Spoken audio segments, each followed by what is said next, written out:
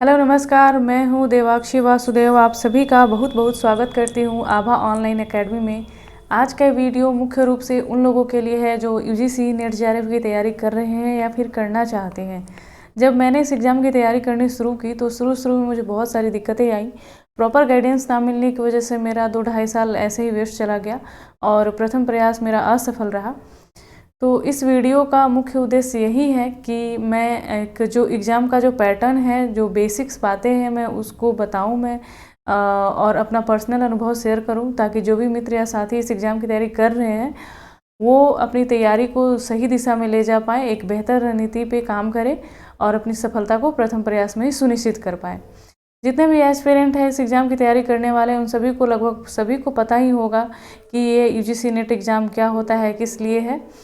फिर भी मैं शुरू करना चाहूँगी। यूजीसी नेट, ठीक है, यूनिवर्सिटी ग्रांट कमीशन, यह देश भर में जितने भी भारत में विभिन्न विश्वविद्यालय हैं, सेंट्रल या गवर्नमेंट, उन सभी राज्य स्तर या केंद्रीय स्तर के उन सभी को ये ग्रांट देने का, अनुदान देने का काम करती है। और हमारा जो नेट और जेआरएफ होगा उसकी मान्यता भी इन्हीं के द्वारा हमें दी जाती है।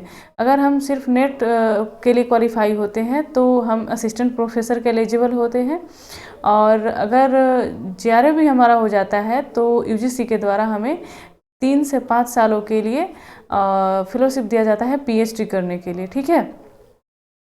ये दोनों एग्ज़ाम जो होते हैं दोनों एक ही एग्ज़ाम है, कोई अलग अलग एग्ज़ाम इसके लिए नहीं होता है। ये बिल्कुल आईएएस और आईपीएस की तरह है। अगर आप ज़्यादा नंबर गेन कर पाते हैं, स्कोर ज़्यादा है आपका, तो आपको नेट प्लस जेआरएफ भी दिया जाता है।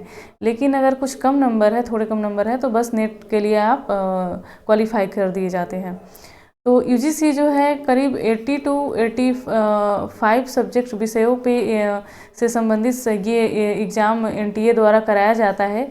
और जो आर्ट्स एंड ह्यूमैनिटीज़ से रिलेटेड है उनके लिए, जिन्होंने अपना पीजी जो है आर्ट एंड ह्यूमैनिटीज़ से किया हुआ है, उनके लिए। साइंस वालों के लिए सीएस आईआर नेट होता है, वो हमारा टॉपिक नहीं है। हमारा टॉपिक है यूजीसी। जितने भी लाइक जैसे हिस्ट्री हो गया, Hindi literature, English literature, political science, geography, psychology, ये सारे विषय जो आर्ट एंड ह्यूमैनिटीज़ से रिलेटेड है। तो जिन्होंने अपना पीजी साइंस स्ट्रीम से ना करके इन सारे विषयों से किया है, उनके लिए यूजीसी से संबंधित नेट जेआरएफ होता है। और ये 80 to 85 सब्जेक्ट पे विषयों पे होता है। लेकिन इसमें एक बात है कि 2 पेपर इसमें होते हैं, कुल 2 पेपर, जिसमें पेपर 1 जो है सभी के लिए कॉमन फॉर ऑल, सभी के लिए होता है, और पेपर 2 जो है आपका सब्जेक्ट स्पेसिफिक होता है, जिससे आपने अपना पीजी कंप्लीट किया हुआ होगा। पेपर 2 में 100 क्वेश्चंस आते हैं, पेपर 2 से 50 क्वेश्चंस आते हैं। इसी के सिलेबस को आज हम डिस्कस करेंगे। यहाँ पे हर एक क्वेश्चन 2 नंबर का होता है, तो पेपर 1 से 100 मार्क्स और पेपर 2 से 200 मार्क्स, 300 मार्क्स का ये एग्ज़ाम होता है। टोटल 3 घंटे हमें मिलते हैं कंबाइंड साथ में ही। और पेपर 2 में जितने भी आपने अपना पीजी किया हुआ होगा उससे संबंधित होगा। पेपर 1 जो होगा इसके सिलेबस को मैं डिस्कस करूंगी, सभी के लिए होगा। आप किसी भी विषय से पीजी आपने किया हुआ होगा उससे मैटर नहीं करता है। पेपर 1 सभी के लिए सेम है, सब्जेक्ट सबके लिए सेम है, एग्ज़ाम पैटर्न सभी के लिए सेम है। इसमें एक और चीज़ें जानने वाली बातें क्या है कि यहाँ पे कोई नेगेटिव मार्किंग नहीं है। अगर आपका कोई प्रश्न गलत होता है, आप कुछ गलती करते हैं, तो इसके लिए इसमें कोई नेगेटिव मार्किंग नहीं है। लेकिन अगर आप प्रश्न सही करते हैं तो हर एक प्रश्न के लिए 2 नंबर आपको मिलते हैं, ठीक है।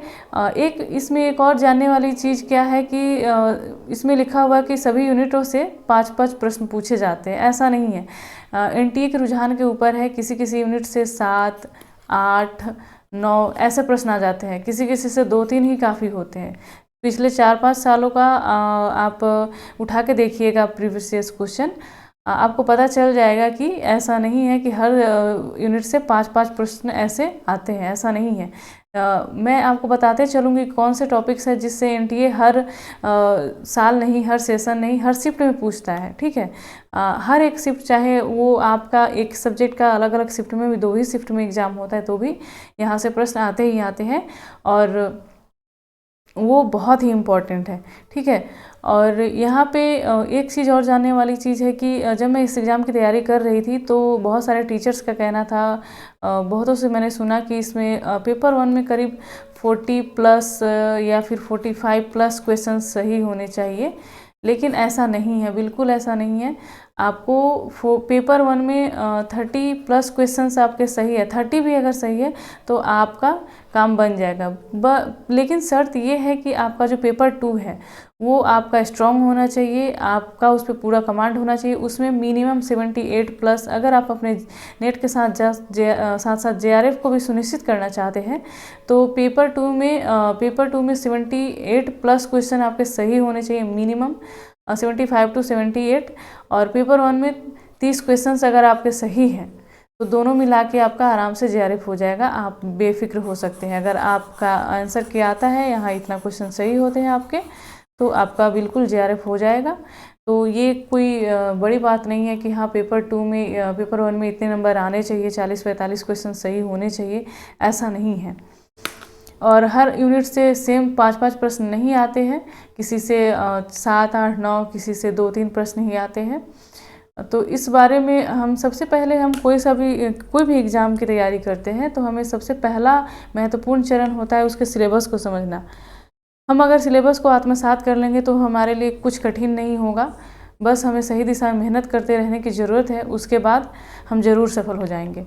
तो ये जो टोटल 10 यूनिट्स है, मैं इसमें बताते चलूँगी कि पेपर 1 के लिए कंटेंट अवेलेबल नहीं होता है आराम से, आसानी से।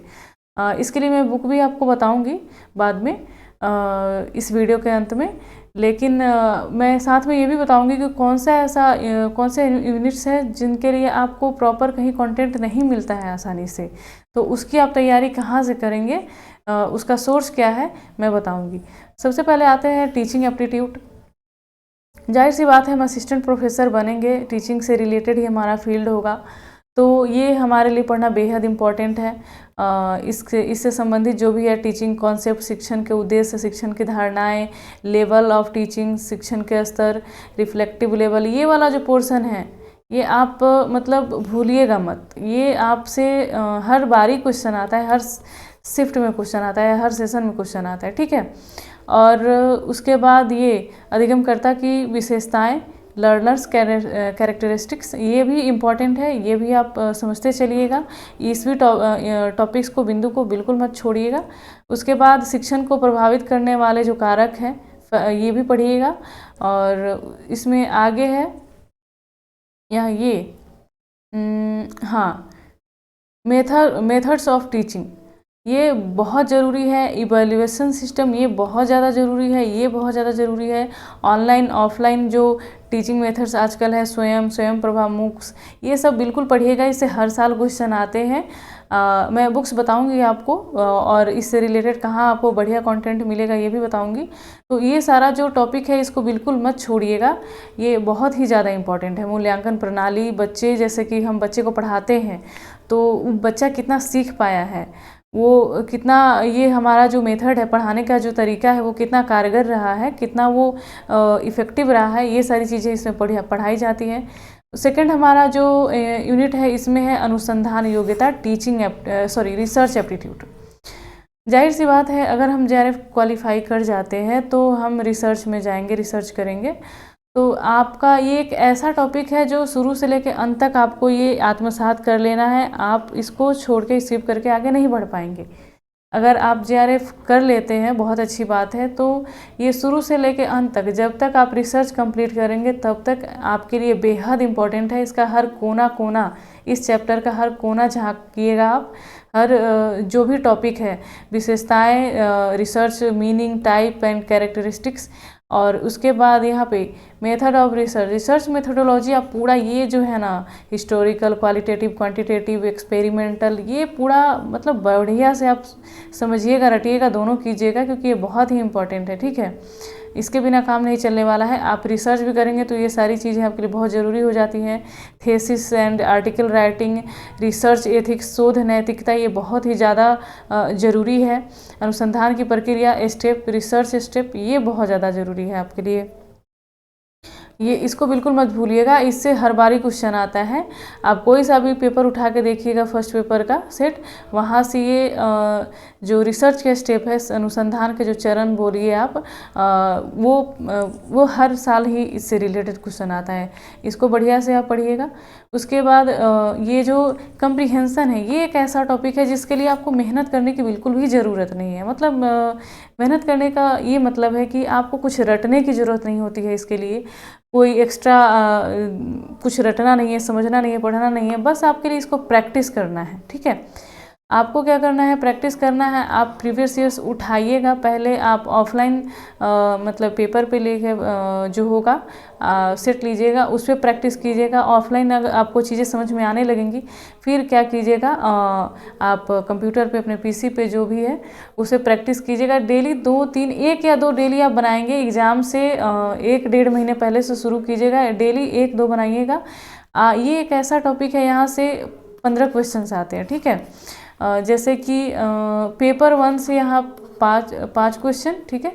पेपर 2 से यहाँ से 10 क्वेश्चन आते हैं। एक कंप्रीहेंशन होता है पेपर 1 में, पेपर 2 में 2 कंप्रीहेंशन होता है। हर एक कंप्रीहेंशन से 5-5 प्रश्न आते हैं और टोटल 15 होता है। और इसमें आपको ऐसा है ना कि आप पूरा टोटल का टोटल सही कर सकते हैं। ठीक है, मैंने जब इस एग्ज़ाम को दिया था तो मेरा 15 का 15 क्वेश्चन सही हुआ था। तो मैं आपको ये बताऊंगी कि इसमें आपको एक्स्ट्रा कुछ रटने की ज़रूरत नहीं होती है, कुछ और करने की ज़रूरत नहीं होती है। बस आपको क्या करना है,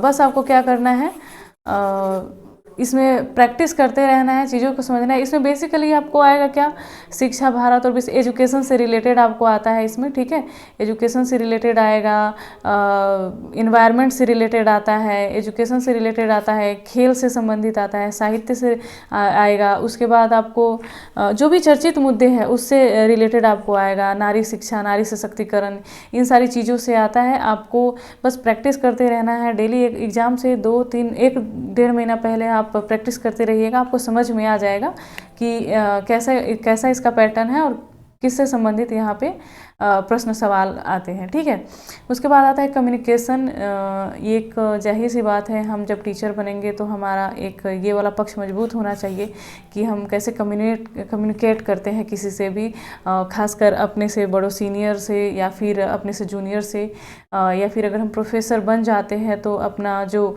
हमारा स्टूडेंट होगा उनके साथ हम कैसे कम्युनिकेट करते हैं, हमारा संचार प्रणाली कैसा रहेगा, ये सारी चीज़ें आपको बहुत अच्छे से आनी चाहिए। ठीक है, तो यहाँ पे कम्युनिकेशन, संचार के प्रकार, मीनिंग, टाइप, ये सब पढ़ना पड़ेगा। संचार की विशेषताएं, ये मतलब यहाँ से भी आपको मिनिमम आपको ले दे के 5 से 6 प्रश्न आते हैं। ठीक है, हर साल एवरेज है इतना कि हाँ औसतन इतना आपको आ जाता ही है प्रश्न, तो आपको पढ़ना ही पड़ेगा।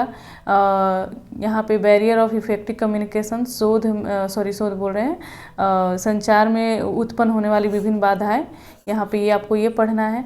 तो इन सारी चीज़ों को एकदम आप समझ लीजिए, रट लीजिए, आत्मसात कर लीजिए। इनसे प्रश्न आने ही आने हैं और ये मतलब नॉलेज की दृष्टि से बहुत ही ज़्यादा इम्पोर्टेंट है। अगर आप अपने फर्स्ट पेपर के साथ साथ इसको भी अच्छे से समझ पाते हैं, इस पर भी अपना कमांड कर पाते हैं, तो आपकी योग्यता में काफ़ी ये आप वृद्धि कर पाएगा, आपकी योग्यता काफ़ी अच्छी हो सकती है। ठीक है, फिर यहाँ पे आता है मैथमेटिकल रीजनिंग एप्टीट्यूड। यहाँ मैं आपको एक चीज़ बताऊंगी यहाँ पे कि जैसे कि नंबर सीरीज हो गया, लेटर सीरीज हो गया, कोडिंग डिकोडिंग आता है, ब्लड रिलेशन आता है। एक चीज़ मैं आपको यहाँ पे बताना चाहूँगी कि ये जो प्रॉफिट एंड लॉस है, ठीक है, प्रॉफिट लॉस हो गया आपका ये, और प्रॉफिट लॉस हो गया ये, ratio and proportion, percentage, interest and discount, average, time and distance, fraction, ये जो टोटल है ना, ये जो पोर्शन है, इससे रिलेटेड आप मतलब बहुत बड़ा ये आपके लिए इम्पॉर्टेंट रोल प्ले कर सकता है आपके एग्ज़ाम में। क्योंकि यही सारी चीज़ें आपको डीआई में भी पूछी जाती हैं। जो डीआई टोटल 10 नंबर का आता है हर एक शिफ्ट में, हर पेपर में टोटल 50 में से 10 क्वेश्चन डीआई से आने ही आने हैं, मैथ्स के अलावा, ठीक है, मैथ को छोड़ के। तो ये जो यहाँ से जो यहाँ तक का पोर्शन है, आपको इसको बहुत अच्छे से पढ़ लेना है, क्योंकि ये तो मैथ से अलग क्वेश्चन आते ही है 3-4, मिनिमम 2-3-4 यहाँ से आएंगे ही। और यहाँ से डीआई में जितने भी क्वेश्चन आते हैं लगभग इन्हीं से संबंधित होते हैं, ठीक है। बस आपका कैलकुलेशन जो होगा उसका स्पीड अच्छा होना चाहिए, आपका कैलकुलेशन फास्ट होना चाहिए, नहीं तो इजी टू मॉडरेट लेवल का यहाँ पे डीआई या फिर जो भी है मैथ्स आता है, ठीक है। आपको प्रैक्टिस करना है, जाहिर सी बात है, इसमें कुछ रटना नहीं है, प्रैक्टिस करना है, समझना है। इसके लिए मैं आपको एक सुझाव देना चाहूँगी कि साहिल खंडेलवाल जो हमारे सर है, यूट्यूब जो पढ़ाते हैं, आप वाईफाई स्टडी पे उनके मैथ क्लास को फॉलो कर सकते हैं, वहाँ से सीख सकते हैं। बहुत अच्छा मैथ पढ़ाते हैं। तो अगर आपको पसंद आता है उनका टीचिंग मेथड, उनकी पढ़ाई हुई चीज़ें समझ में आती हैं, तो आप वहाँ से इस चीज़ की तैयारी, इस पोर्शन की तैयारी कर सकते हैं। और उसके बाद जो रीजनिंग है हमारा, लॉजिकल रीजनिंग, इसके लिए भी अगर आपके बेसिक्स कमज़ोर हैं, नहीं है रीजनिंग में उतने आप अच्छे, तो आप वाईफाई स्टडी पे ही बहुत सारे टीचर्स हैं जो रीजनिंग को पढ़ाते हैं, बहुत अच्छे से समझाते हैं, तो वहाँ आप पढ़ सकते हैं, ठीक है। ये coding, decoding, direction, age, blood relation, ये सारी चीज़ें आप वहाँ से पढ़ सकते हैं यूट्यूब के माध्यम से। जो भी टीचर आपको लगता है कि जिन भी टीचर की बातें आपको समझ में आती हैं, नहीं आपको अगर बेसिक्स मजबूत है तो फिर आप डायरेक्ट प्रैक्टिस कर सकते हैं। उसके बाद ये वाला जो पोर्शन है, तार्किक अभिव्यक्ति, इसके साथ प्रॉब्लम क्या है कि इससे रिलेटेड हमें कंटेंट अवेलेबल जो यूजीसी में शामिल है सिलेबस, उसके अकॉर्डिंग नहीं मिलता है पर्टिकुलर इससे रिलेटेड कोई सब्जेक्ट, कोई कंटेंट हमें नहीं मिलता है कि जो भी उसमें शामिल किया गया है यूजीसी नेट में, उससे रिलेटेड एकदम बारीकियों से दिया जाए, नहीं। आपके लिए ये जो एक तरीके से इंडियन फिलोसॉफी होता है इसमें, तो भारतीय तर्क, वही बोला ना मैंने कि इंडियन फिलोसॉफी को पढ़ना पड़ेगा इसमें। तो या तो आपको बहुत डीप जाना पड़ेगा, इसके लिए किताबें लेनी पड़ेंगी, और वो बहुत ज़्यादा पेचीदा लेंदी प्रोसेस हो जाता है। तो मैं आपको बोलूँगी कि इस वाले पोर्शन पे अगर आपको मिल जाता है कंटेंट से अपने सिलेबस के अकॉर्डिंग, जितना हमें पढ़ना है उतना, तो भी बढ़िया बात है, नहीं तो आप इसके बजाय अपने दूसरे पोर्शन पे ज़्यादा ध्यान दे सकते हैं, ठीक है। जैसे कि डीआई हो गया, मैथ हो गया, बाकी सारी चीज़ों पे जिससे हमेशा एवरेजन 5, 6, 7 क्वेश्चन आते ही हैं, वहाँ से आप उस पक्ष को आप अपने ज़्यादा इम्पोर्टेंस दे सकते हैं, ठीक है। उसके बाद आता है डेटा इंटरप्रिटेशन। मैंने आपको बताया ही, डीआई में बिल्कुल वही चीज़ें हैं, आपका बस इजी टू मॉडरेट लेवल का आता है। आपको इसमें आप जिस भी टीचर से आपको समझ में आता है, यूट्यूब के माध्यम से आप तैयारी कर सकते हैं अपनी। तो यहाँ पे वही जो मैंने मैथ में बताया, रेशो प्रोपोर्शन, उसके बाद time and distance, profit loss, तो वहाँ से ये सेम वही चीज़ें रिलेटेड होती है। बस एक चार्ट बना दिया गया रहता है, पाई चार्ट जो भी है, ग्राफिकल प्रतिनिधित्व आदि, ये सारी चीज़ें बना दी जाती हैं। और बस आपका कैलकुलेशन जो होता है ना, वो इसमें मैटर करता है। आपका कैलकुलेशन अगर फास्ट है, बढ़िया है, तो आप पूरे के पूरे नंबर उठा सकते हो। इसके लिए आपको ज़रूरी है कि आप प्रैक्टिस करो। आप एग्ज़ाम से 2-3 महीने पहले से ही डीआई, मैथ, रीजनिंग, इन सारी चीज़ों का प्रैक्टिस करना शुरू कर दो, क्योंकि ये चीज़ें रटने वाली चीज़ें नहीं हैं, आपको प्रैक्टिस बेस्ड है। तो अगर आपका प्रैक्टिस रहेगा तो एग्ज़ाम में आप जल्दी से जल्दी कर पाओगे, क्योंकि ये उतने टफ नहीं होते हैं, इजी टू मॉडरेट होते हैं, ठीक है। उसके बाद हम आते हैं यहाँ पे सूचना और संचार प्रौद्योगिकी, ठीक है, इंफॉर्मेशन कम्युनिकेशन टेक्नोलॉजी। इसके लिए मैं आपको ये जो आज का ज़माना ही टेक्नोलॉजी का है, समझ रहे हैं आप। Internet, email, audio, video conferencing, digital initiative, online course, ये सब जो है, ऑनलाइन एजुकेशन, ये सारी चीज़ें, जनरल एब्रिविएशन जैसे कि फुल फॉर्म वगैरह पूछे जाते हैं। तो ये भी बहुत इम्पॉर्टेंट है नॉलेज की दृष्टि से। आज के ज़माने में हमें इसकी बहुत अच्छी जानकारी होनी चाहिए अगर हम आगे बढ़ना चाहते हैं समय के साथ। तो इसके लिए मैं आपको प्रेफर करूँगी कि अगर आप एक प्रीति मैम है एग्जामपुर, वो नेट के लिए तो नहीं पढ़ाती हैं, लेकिन उनका जो कंप्यूटर की जो उनकी क्लासेज हैं उसको आप पढ़ सकते हैं। आपका बेसिक्स अगर कंप्लीट नहीं है, कमज़ोर है, या फिर आप चाहते हैं कि बेसिक्स से पढ़े अच्छे से समझे चीज़ों को, तो यहाँ आप एग्जामपुर की जो प्रीति मैम हैं उनके क्लास को देख सकते हैं। बहुत अच्छा पढ़ाती हैं वो, और मुझे तो काफ़ी उनका क्लास अच्छा लगता है कंप्यूटर का। तो वहाँ से आप अपने इस वाले पोर्शन को, इस वाले टॉपिक्स को कंप्लीट कर सकते हैं, पढ़ सकते हैं। उसके बाद आता है एनवायरनमेंट। एनवायरनमेंट में बेसिकली आपको क्या पूछा जाएगा, क्लाइमेट चेंज से रिलेटेड, कि क्लाइमेट चेंज को कैसे से हमें जो सरकारें हैं वैश्विक स्तर पे जो बॉडी है, एनजीओ है या फिर कोई संस्था है, कैसे काम कर रही है क्लाइमेट चेंज से निपटने के लिए। ओजोन डिप्लेशन, पॉल्यूशन के बारे में आपको पढ़ना पड़ेगा, जितने भी पॉल्यूशन होते हैं, वायु प्रदूषण, जो भी है, एयर पॉल्यूशन, वाटर पॉल्यूशन, मृदा पॉल्यूशन, और इन सारे पॉल्यूशन से होने वाले ह्यूमन बॉडी पे क्या जो इफ़ेक्ट पड़ते हैं, इन सारे प्रदूषणों से जो होने वाली बीमारियां हैं उनके बारे में पढ़ना पड़ेगा आपको। ये एक ऐसा टॉपिक है जिससे हर साल क्वेश्चन आता है, और लगभग एक ही पैटर्न जैसा क्वेश्चन आता है। अगर आप प्रीवियस इस क्वेश्चन को देखेंगे ना, तो समझ में आएगा कि ये मतलब बिल्कुल हर साल ही ऐसा लगता है जैसे रिपीट कर दिया होगा वही क्वेश्चन, बस थोड़ा सा भाषा का अंतर होता है, बाकी सारी चीज़ें वही रहती हैं। तो अगर आप ये वाला पक्ष बहुत ज़्यादा मजबूत कीजिए, इससे हर साल क्वेश्चन आता है। जितने भी प्रोटोकॉल हैं इंटरनेशनल लेवल पे, वैश्विक स्तर पर कितने जो भी पर्यावरण से रिलेटेड काम किया जा रहा है इम्पोर्टेंट, चाहे हमारे देश में ही भारत सरकार द्वारा कब कब क्या क्या कानून लाया गया है पर्यावरण से संबंधित, या फिर क्या उनके द्वारा इनिशिएटिव लिया जा रहा है, ये सारी चीज़ें आपको पढ़ना पड़ेगा। इसके लिए आपको किसी भी यूट्यूब पे पर्यावरण एंड प्रदूषण का जो क्लास होगा एनवायरनमेंट का एंड इकोलॉजी का, वहाँ से आप पढ़ सकते हैं, जिस भी टीचर का आपको अच्छा लगे। वैसे बुक मैं आगे आपको बताऊंगी, ठीक है। और लास्ट में हमारा आता है हायर एजुकेशन सिस्टम।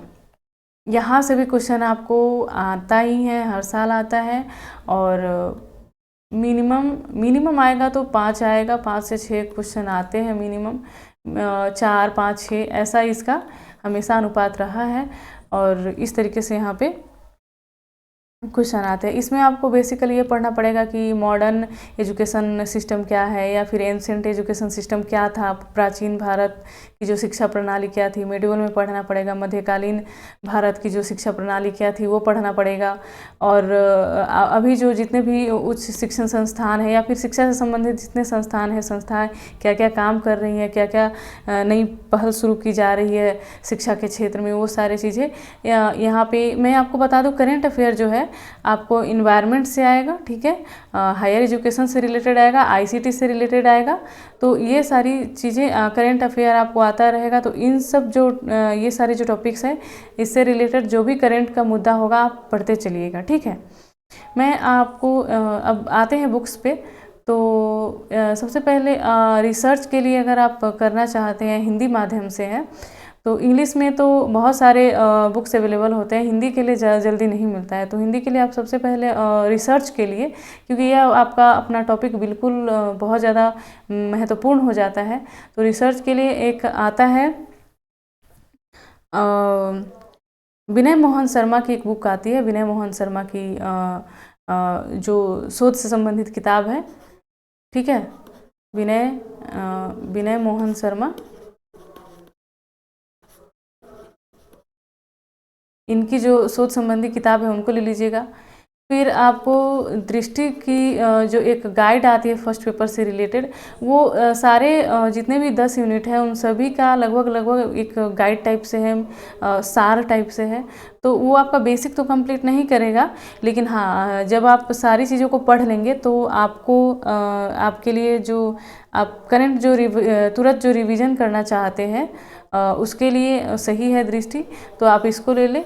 और उसके बाद कोई सा भी एक अच्छी पब्लिकेशन का आप सेट ले लें, पीवाई प्रीवियस ईयर्स क्वेश्चन का, ठीक है, पीवाईक्यू का आप सेट ले लें, ठीक है, पीवाईक्यू का सेट ले लें, जो आपको मतलब क्वेश्चन को समझने में, उसका विश्लेषण करने में आपका हेल्प करे, ताकि आप परीक्षा के स्वभाव को समझ पाए, ताकि समझ पाए कि आप किस तरीके से क्वेश्चन आ रहा है, इन सारी चीज़ों को तो आज के इस वीडियो में इतना ही।